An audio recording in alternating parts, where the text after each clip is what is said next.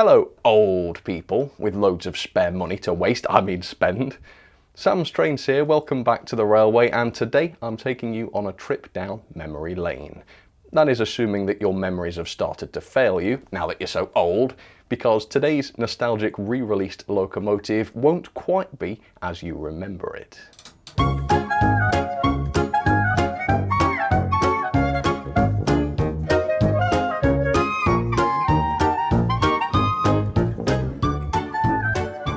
To celebrate their 70th anniversary at their factory in Margate, Hornby recently re-released their classic 040 tank engine Nellie.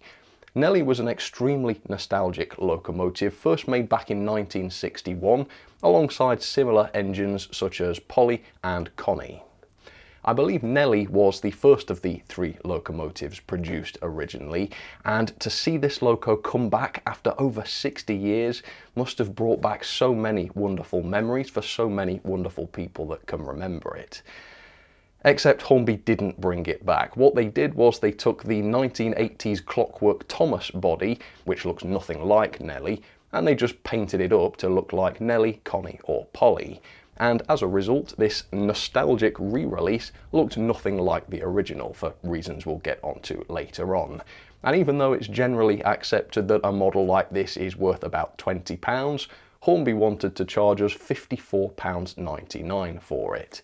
And lo and behold, even though it's been out a good long time now, there's still good availability for it. And Polly has now been reduced to £37.99 with double reward points if you take one for the team and take one off their hands. And at the retailers, Polly is even cheaper at £36.50. It's almost as though customers don't want to buy nostalgic re-releases of ancient models that look nothing like the original at extortionate prices. What's the matter with people, right, Hornby? Such unpredictable and unfathomable people. Hornby have gone to all of this trouble to re-release Tat and you've not bought it? Oh well, that can't be right. I'll buy one for you, Hornby. There we go.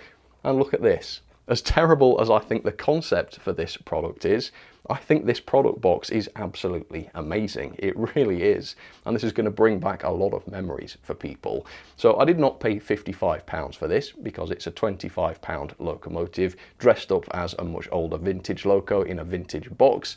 But I did stoop to pay £36.50 for this, which I think I'll still regret, but I suppose it's worth making a video on this. So if you'd like to get one of these as well, I wouldn't recommend it. Go on eBay, buy one of the original Nellies, Connies and Pollys and actually get the model you remember rather than Thomas from the 1980s, which has been painted up to look like Connie, Nellie or Polly, but actually looks nothing like them otherwise.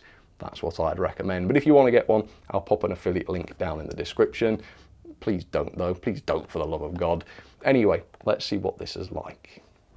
So Hornby really have gone all in with this packaging and I love it. They've fully committed to this. In fact, even if I show you the end of the box, we still don't have a modern Hornby sticker. Yeah, if you want to see anything modern whatsoever, you have to look on the back of the box and then we've just got the sticker here, which tells us what this version of the model is. It's R30340. It's the Hornby 70th Westwood 040, number 9 Polly, 1954 to 2024, and it is indeed limited edition. Of course, the other thing that this box does, which is less good, is it disguises the locomotive inside. We've got no image of it on the front of the box and no window in the front of the box to show the loco. So a poor old man that goes into a model shop looking to relive his childhood in the 1960s won't know that instead he won't be reliving that, he'll be reliving the 1980s, by which time he would have been grown up, with a locomotive he never had before, in fact a locomotive that looks nothing like what he had before. No X04 motor in this, I don't think. It's got a modern Hornby 040 chassis, so the box is probably going to be the nicest aspect of this thing, although maybe that's unfair. It isn't unfair, it's truer than the most truthful thing you can imagine, but oh well, we've got to give it a chance. Ready for the reveal? Okay, no we're not. What's this? Aha, yes, it's the certificate. A piece of commemorative history now sits amongst your collection. No, it doesn't. It's a Thomas from 1985. A limited edition number 9 Polly 040 locomotive model, which marks 70 years of Hornby based in Margate. Only 750 models were produced for this special occasion, and mine's number 214. And I'm glad that they're still available a year or so later, because that means less than 750 people have ended up buying one of these. Right, do we get anything else with this? Aha, here we are. Let's read the instructions that tell us all about caring for our brand new X04 motor. And who folded this manual, by the way? What the heck? Because it's so it fits into the box. Right, I'll fold it properly. 040 locomotives with the HP motor. No X04. Oh, that's right, it was only £55, folks. Don't ask for the world. Lubrication, body removal, yeah, it's just depressing, isn't it? This is not what people remember from the 1960s. In all seriousness, if they had brought back the original model somehow, which I don't think they could have done, given the fact that the tooling was destroyed, I think, how awesome would it have been to have seen an X04 motor chassis produced in 2025 or 2024, as this would have been. Makes me wish, it really makes me wish they could have redeveloped that, like they did those tin plate O-gauge locos they redeveloped. Anyway, here we go. Now, I wasn't around in the 60s. Did they come with figures? Don't think they did. The modern Hornby 040s do, though, so does this. Again, I don't know how accurate that is to the real Polly, and some vacuum pipes that you can fit if you want. Okay, time for the anticlimax then. Let's reveal. In fact, I'll have to pull her out. Come on, Polly. Oh, goodness. Okay, yeah, that's really, really sad and depressing. Oh, man. £55. I'm lost for words. I don't know what to say. Goodness. Yeah, it's all so good. The box is amazing. The certificate makes you feel special. And then this loco comes out. It's really sad, actually. It's really, really sad. Okay, well, we've got to move on. So I suppose what I'll do is I'll pull out one of the original 040s. I haven't got a Polly, but I have got a few that use the same tooling. So I'll choose a good example and I'll show you exactly why this particular 040 moulding was such a poor choice for this commemorative special loco. Special, very firmly in the inverted commas there. Right, let's do it. So here we have two locomotives next to each other. The loco on the left uses the original moulding, which the real Polly would have used. So this is what Hornby's new model ought to have looked like, although of course this is in a different colour. And on the right we have today's new loco, Polly. And all I really need to do is just show you this shot, and you should be able to see for yourself just how deeply wrong this new release is. But I am going to go over quite a long list of some of the issues.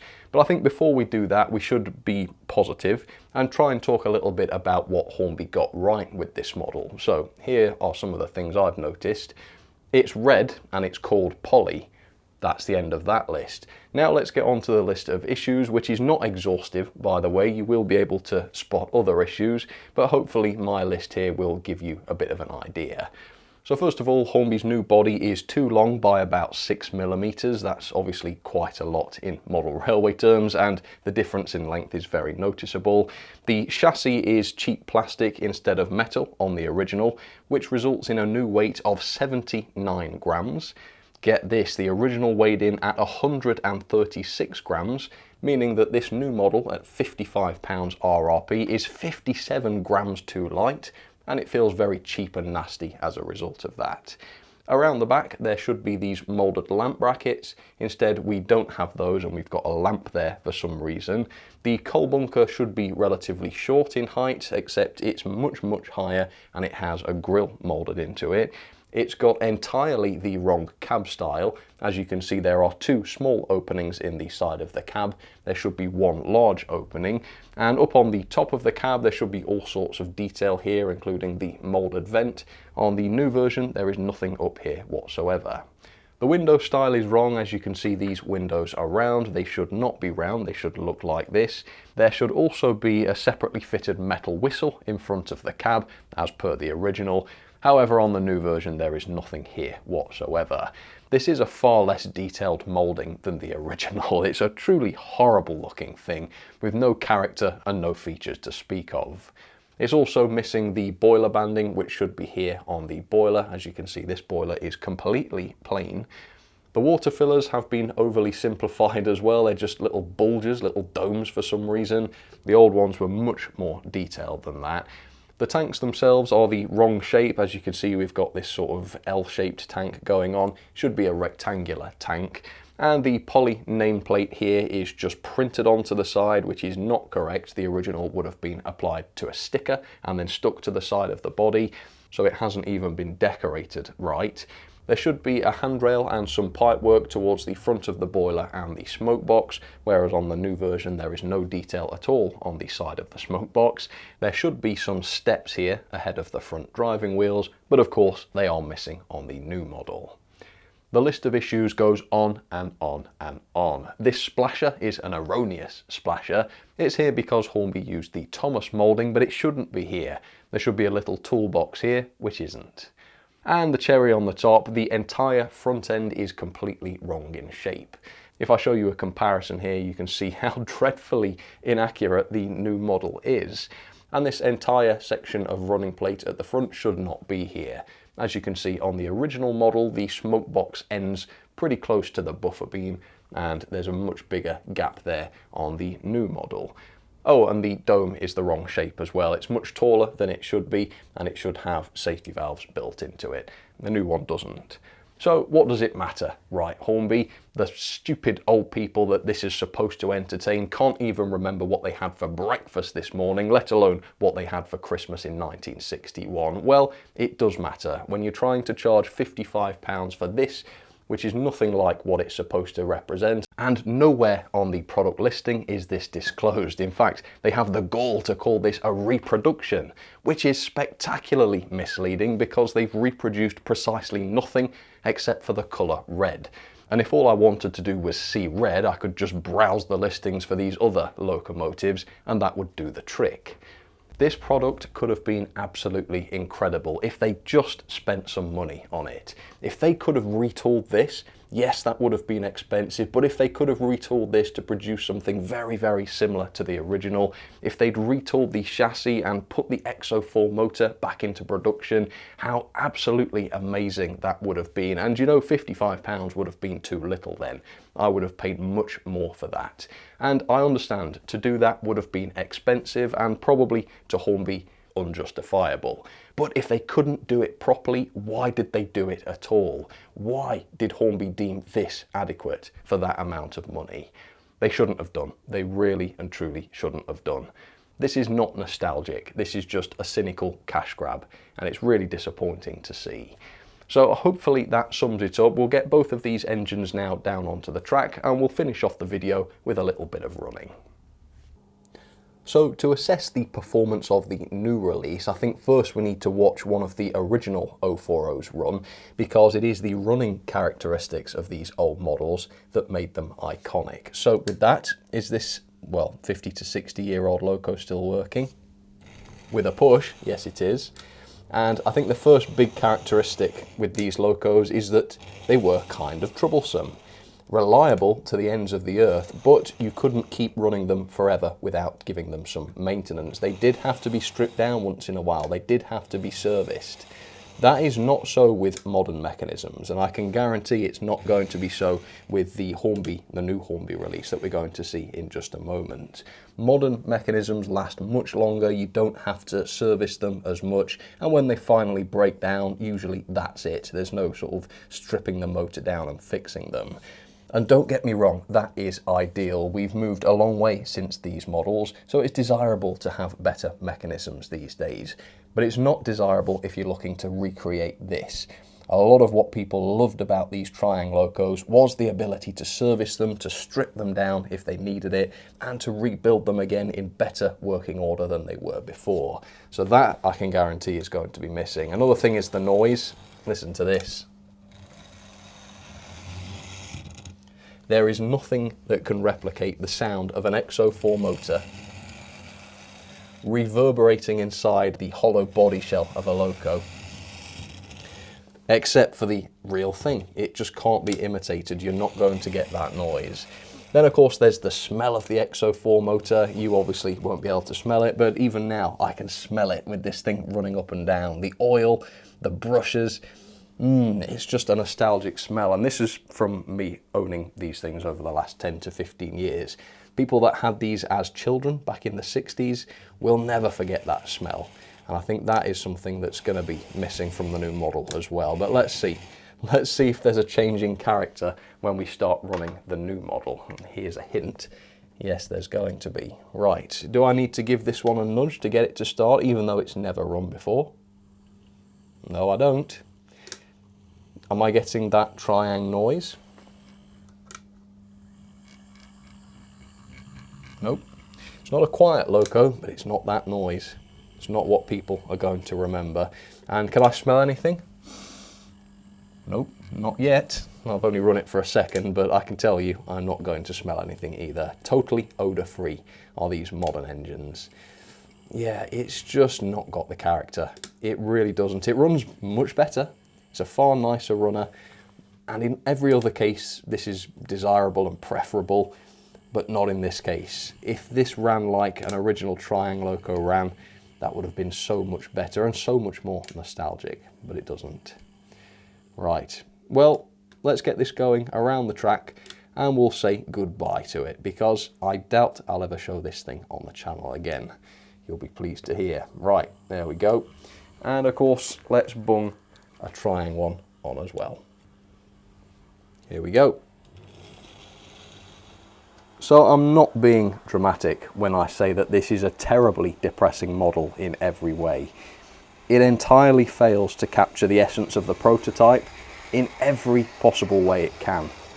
It really is a complete failure, I think. The one good thing is, I hope, that it was the old Hornby team who were responsible for this. I think, knowing what the new Hornby management team are like, I hope that we can say goodbye to models like this.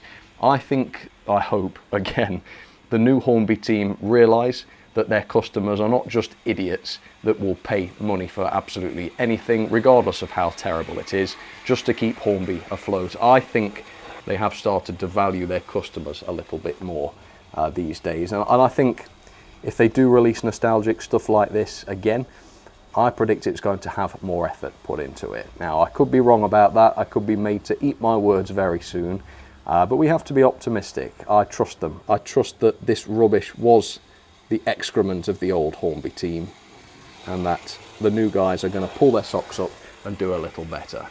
We shall see whether that comes to pass. But anyway, for a bit of fun, let's try some ratings on Poly, shall we?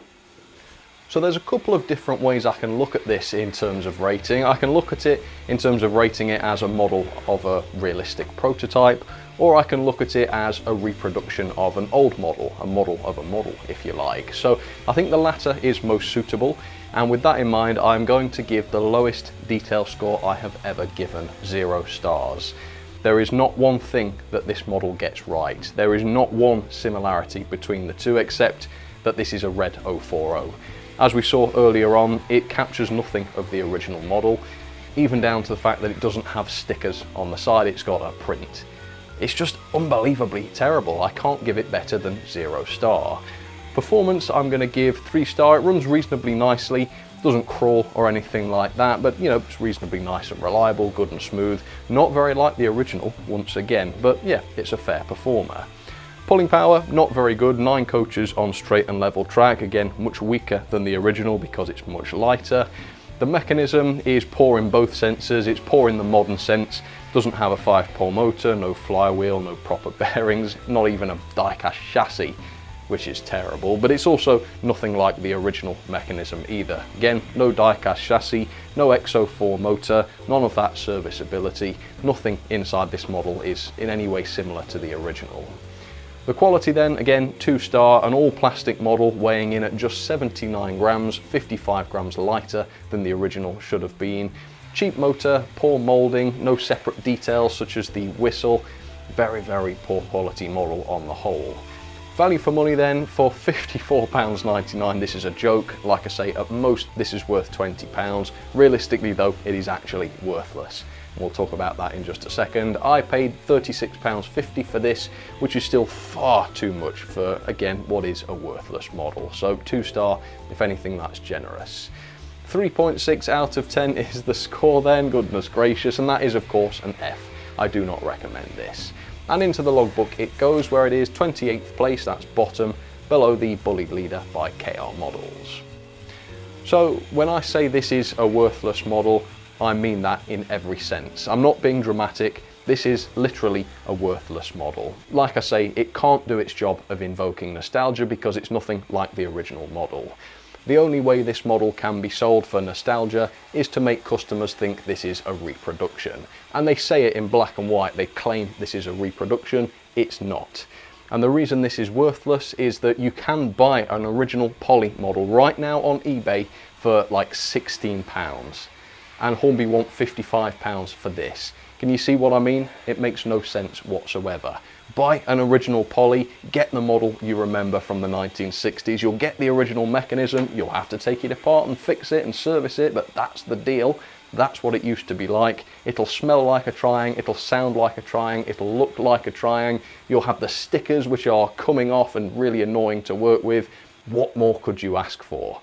This is not a model designed to bring you nostalgia, it's a model designed to make Hornby money, and I think we all owe it to ourselves not to let that happen. So let's leave these models in stock, let's keep them unsold, and when they're reduced to a tenner, we can buy them for parts, and that is all these models are good for. Tatty bye now, have a nice day.